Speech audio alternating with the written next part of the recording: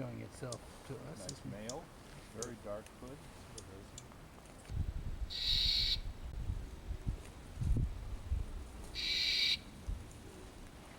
Note the two wing bars, broad white wing bars, and then the dark bar across the wing below the second, the lower of the two white wing bars.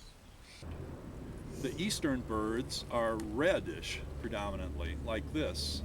The birds that breed in British Columbia and Alaska are the sooty color, and the birds that breed in the mountains of California are predominantly grayish backed.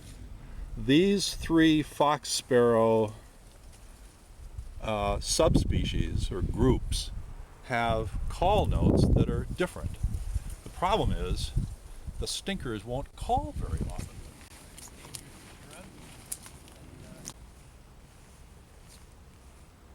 I think you got a sense of the pace of bird activity. Birds waited for the sun to warm up the insects, so the birds had some reason to get about and look for food. So 19 species, good enough.